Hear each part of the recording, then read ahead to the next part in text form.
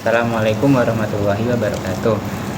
Di sini saya akan membahas tentang salah satu anime yang memiliki keterkaitan dengan psikologi perkembangan, yaitu Spy X Family. Jadi, Spy X Family ini menceritakan tentang keluarga dengan latar belakang yang unik, tapi juga mentuh dari aspek psikologi perkembangan. Jadi, Spy X Family ini bercerita tentang seorang mata-mata bernama Lloyd Forger yang menjalani misi penting di sebuah negara. Demi menjalankan misi tersebut, Lloyd yang berperan sebagai ayah membangun keluarga palsu. Ia menikahi Yor. Yor ini berperan pekerjaan aslinya sebagai pembunuh profesional dan mengadopsi seorang gadis bernama Anya. Dan ternyata Anya ini adalah seorang expert, yaitu anak yang bisa membaca pikiran. Meskipun keluarga ini adalah keluarga palsu, tapi mereka akhirnya membangun ikatan emosional yang kuat seperti keluarga pada umumnya. Saya akan menjelaskan jadi teori attachment Bowlby. Hubungan antara Lloyd, Yor, dan Anya bisa dianalisis melalui teori keterkaitan atau attachment dari John Bowlby. Teori ini memuatkan bahwa ikatan emosional yang terbentuk antara anak dan pengasuh pada usia dini sangat penting untuk perkembangan emosional dan sosial anak di kemudian hari. Meskipun Anya bukan anak biologis dari kedua orang tuanya, orang tua tirinya Lloyd dan Yor, tapi ikatan yang terbentuk di antara mereka perlahan berkembang, dan Anya mulai merasakan kasih sayang yang tulus dari orang tua angkatnya, menunjukkan bagaimana lingkungan yang mendukung bisa membantu perkembangan emosi anak, bahkan dalam kondisi yang tampaknya tidak ideal. Lalu yang kedua adalah hubungan dengan teori perkembangan kognitif Piaget. Kita juga bisa menghubungkan karakter Anya dengan teori perkembangan kognitif dari Jean Piaget. Piaget mengatakan bahwa anak-anak melewati berbagai tahap perkembangan kognitif, mulai dari tahap sensori motorik hingga tahap operasional konkret. Dalam anime Spy X Family, kita bisa melihat bagaimana Anya yang masih di usia anak-anak mulai mengembangkan keterampilan kognitif seperti pemahaman sosial, meskipun dengan cara yang sangat unik, karena Anya ini bisa membaca pikiran orang lain. この子にします。手続きの書類は。そんなんいいからさっさと引き取ってくれ。子作り任務達成。順調すぎて逆に不安だ。お前はそれでいいのか？スパイミッションワクワク。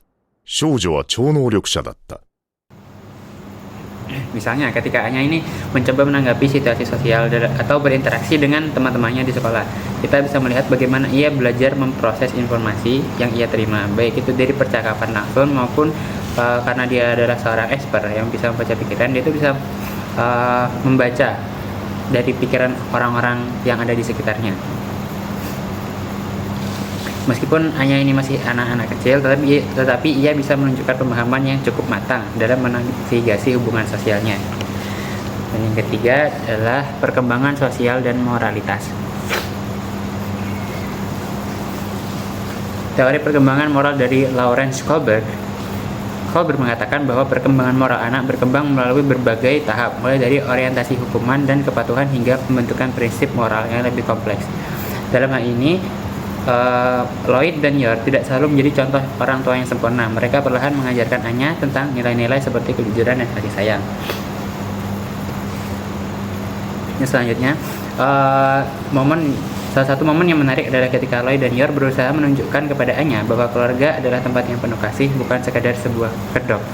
Bukan karena mereka adalah orang tuanya yang asli, dan pernikahan Lloyd dan Yor itu bukan pernikahan yang resmi. Jadi Anya tahu bahwa keluarganya dibangun atas dasar kebohongan. Ia mulai merasakan dan belajar tentang nilai kedekatan emosional yang membuatnya merasa aman. Nah, meskipun Anya itu tahu karena dia bisa membaca pikiran kalau keluarganya ini adalah palsu, tetapi ia berusaha untuk menunjukkan perasaan emosionalnya. やはり基本的には賢いようだな。父アーニャ待ってできない。すみません、遅くなりました。おかえり、ヨルさん。ロイドさん、今日の夕飯は私が作ります。これは南部シチュー。はい、母がよく作ってくれたものです。目玉焼きが少々目玉じゃありませんが、匂いは安全だな。最高の晩餐。美味しいです。